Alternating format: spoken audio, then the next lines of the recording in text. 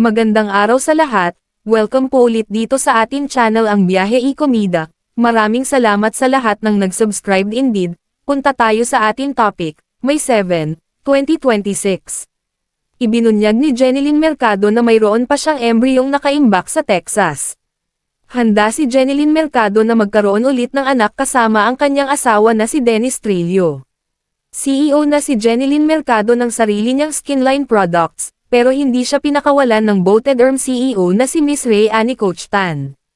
Pumirma muli si Jeneline ng kontrata sa Boated Erm noong May 6, 2026, Miyerkules, sa Soler North, Quezon City, para mag-endorso ng Rev Erie Air at Fabric Freshener.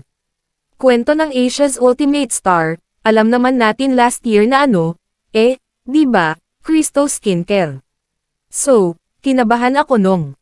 Sabi ko, patay. Si ate, ano kayang sasabihin ni ate? Baka mamaya, pag nagpaalam ako sa kanya, ate, may business ako na i-open, skincare, baka magkaroon ng conflict. Ang kaba ko talaga, Diyos ko, baka hindi ako replyan, magalit sa akin. Pero grabe ang suporta, kasi talagang, Bibi, sabi niya sa akin, Bibi, okay lang yan, susuportahan kita kahit ano pa yan. At ang laki ng pasasalamat ko na si ate, very understanding. At nandyan pa rin para suportahan ako. Inilipat lang ako sa Rev Erie, di ba? Sabi niya, Bibi, gusto ko pa rin na nasa Boated Erm ka. Ako rin naman, ate.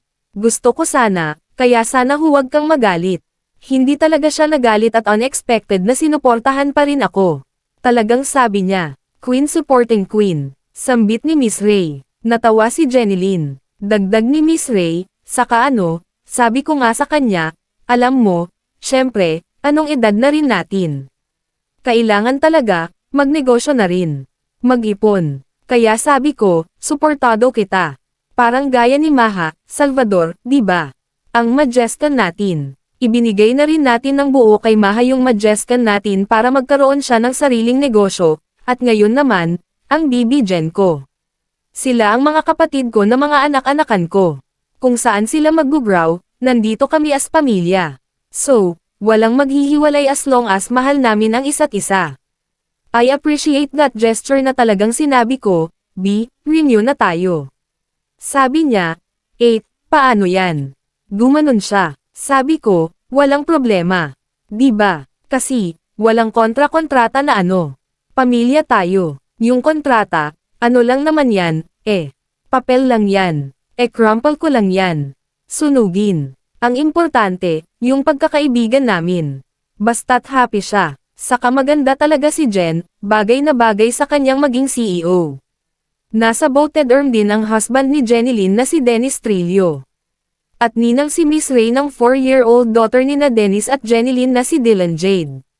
BTW, sa 6 na scents ng Rev Erie Air at Fabric Freshener, Cafe Aroma, First Embrace, Pure Serenity, First Nostalgia, Lily Lush, at Cloud Whisper, alin ang favorite ni Jeneline pag nagla-loving-loving sila ni Dennis?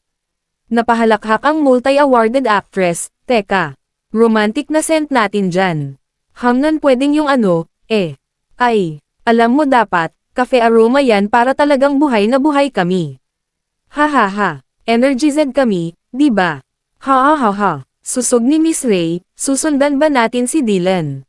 Bata ka pa, bago mag-40. Pagmamatuwid ni Jeneline, MAGPO 40 na nga ako, ate? Di ko pa alam, pero kung ibibigay, bakit hindi? Gusto ba niyang sundan na si Dylan? Pinaplano na ba nila ni Dennis? Sa mga nakakaalam ng story ko tungkol sa pagbubuntis, meron pa talaga akong isang boy na buo na, nasa Texas. So, kung maisipan ko man, siguro siya na lang. Alam mo, dapat Cafe Aroma yan para talagang buhay na buhay kami ni Sexy. Energized kami, di ba? Susundan ba natin si Dylan? Bata ka pa, bago mag-40. Mag-40 na nga ako, no ate? Di ko pa alam. Pero kung ibibigay, bakit hindi? Kaya, sa mga yung mga nakakaalam ng story ko tungkol sa pagbubuntis, meron pa ako talagang isang boy na buo na nasa Texas. So, kung maisipan ko man, siguro siya na lang.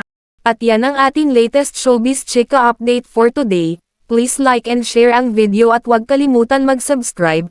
I-click ang notification bell for more showbiz chika updates at suportahan po ang ating Facebook page. Maraming salamat sa lahat ng nag-subscribe indeed. Magandang buhay sa lahat.